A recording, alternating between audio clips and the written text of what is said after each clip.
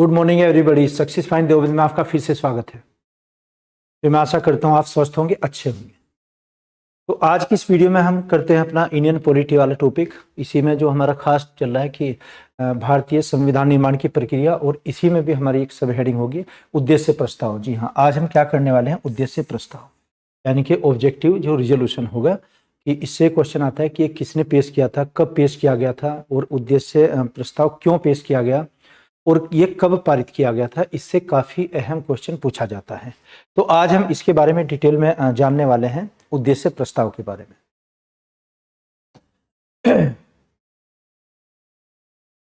आज इसकी हमारी ये 4th क्लास होगी। इससे पहले 3 क्लास हो चुकी हैं संविधान मेकिंग असेंबली के बारे में, और 4th क्लास में उद्देश्य प्रस्ताव। जी हाँ, तो उद्देश्य प्रस्ताव ये किसने पेश किया, ये पंडित जवाहरलाल नेहरू जी ने किया था। और कब पेश किया गया था संविधान सभा के समक्ष, जी हाँ 13 दिसंबर सन 1946 को।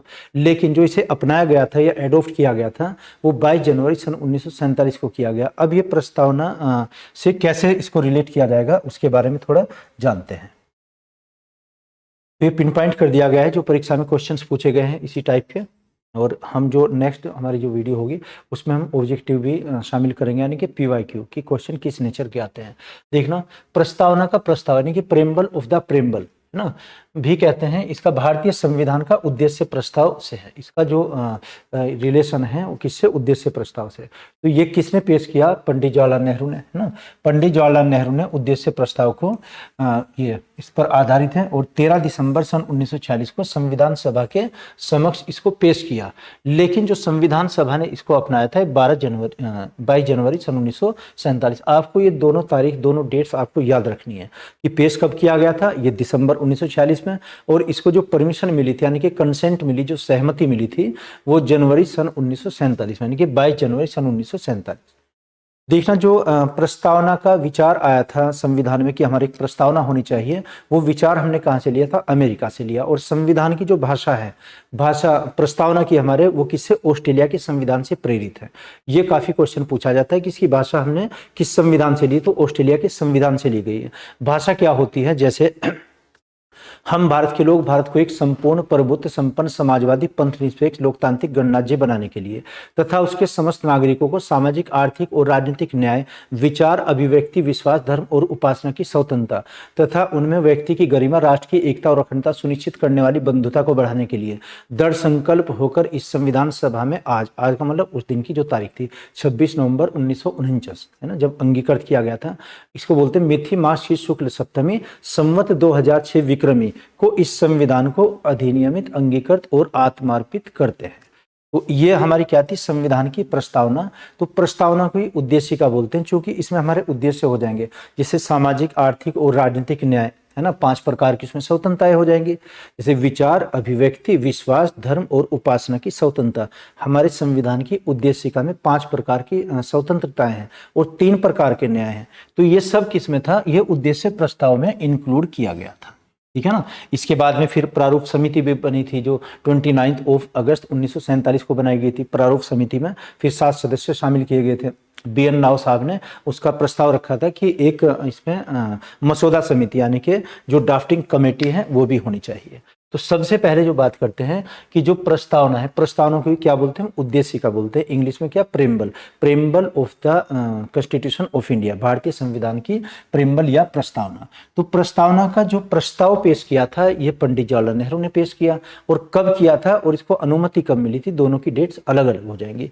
तो ये 13 दिसंबर 1946 को पेश किया गया और 22 जनवरी 1947 को उसको परमिशन मिली थी।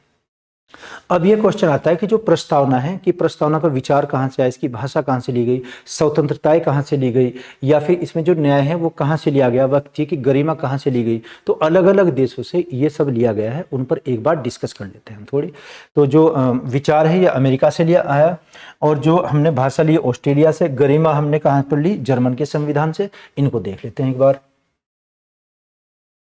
हाँ जी, तो प्रस्तावना का विचार सबसे पहले कहां से, अमेरिका, USA से लिया गया। ये तो किससे था, USA, अमेरिका से। और प्रस्तावना की जो भाषा ली गई है, भाषा जो आपको अभी बताई ना कि हम भारत के लोग भारत को एक संपूर्ण प्रभुत्व संपन्न समाजवादी, ये सब इस तरीके से जो कंटेंट्स हमने लिया है ये ऑस्ट्रेलिया के संविधान से लिया है। स्वतंत्रता, समानता, बंधुत्व, ये कहाँ से लिया हमने? जो अगर कहें कि 5 प्रकार की स्वतंत्रता है, ये कहाँ से? फ्रांस के संविधान से प्रेरित है, फ्रांस की क्रांति से।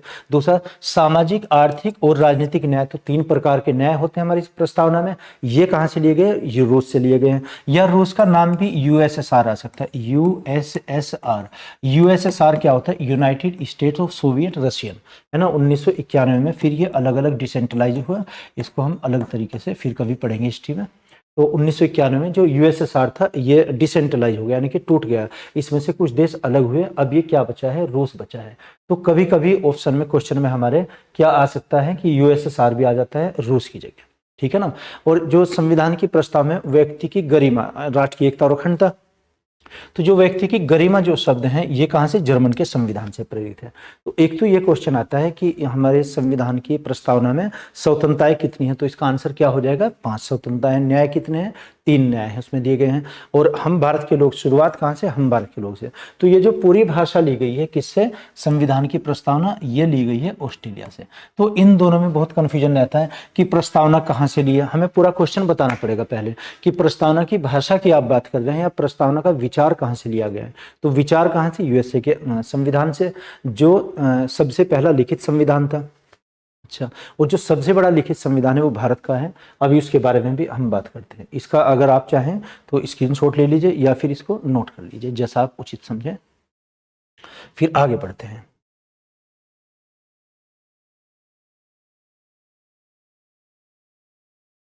हाँ जी, अभी जो आपको बताया कि संविधान की जो भाषा है किससे? ऑस्ट्रेलिया से प्रेरित है। एक उसके बारे में बात करते हैं, जो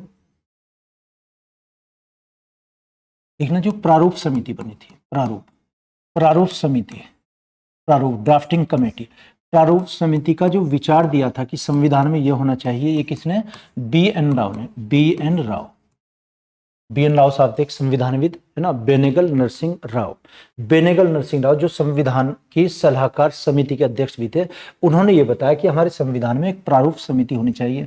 फिर इसमें 7 सदस्य इंक्लूड किए गए थे। जो इसमें अध्यक्ष थे बी आर अम्बेडकर जी को बनाया गया। हालांकि उसमें फिर गोपाल कृष्ण अयंगर भी थे, उसमें अल्लादी कृष्ण अय्यर भी थे, और एक उसमें मोहम्मद सादुल्ला थे, एक आ जाएंगे के एम मुंशी, और एक माधव राव, और एक थे टीटी इसमें वो बने टीटी क्या कृष्णमाचारी, सॉरी पूरा नाम है टीटी कृष्णमाचारी। हालांकि वहां पर एक सदस्य की मृत्यु भी हुई थी, जो डीपी खेतान की मृत्यु हुई थी, उनकी जगह टीटी आए थे फिर कृष्णमाचारी। नाम में बहुत कंफ्यूजन होता है प्रस्तावना। तो यहाँ पर क्या आ जाएगा? डॉक्टर भीमराव अम्बेडकर, डॉक्टर भीमराव अम्बेडकर ये क्या थे? इस समिति के अध्यक्ष थे। बाकी इसमें फिर और 6 सदस्य भी थे। तो एक तो ये आता है कि प्रारूप समिति का जो अध्यक्ष बनाया गया वो किसको बनाया गया? अम्बेडकर जी को। किसके कहने पर बनाया गया? बी एन राव के कहने पर। इस प्रारूप समिति का कार्य क्या था? मुख्य उद्देश्य संविधान के लिए एक प्रारूप तैयार करना। मसलन क्या होगा कि हमें उसमें क्या क्या इंक्लूड करना है, कंटेंट्स क्या क्या होना चाहिए हमारे संविधान के अंदर। मौलिक अधिकार होना चाहिए, मौलिक कर्तव्य होने चाहिए, ये राज्य के नीति निर्देशक तत्व, directive principle of state policy होना चाहिए, और भी जो होते हैं कि कार्यपालिका, न्यायपालिका, विधायिका, ये सब अलग अलग होनी चाहिए। ये सब ऐसे इसमें एक प्रारूप, एक ड्राफ्ट तैयार किया गया, एक मसौदा तैयार किया गया। तो इसका जो मेन कार्य था मसौदा।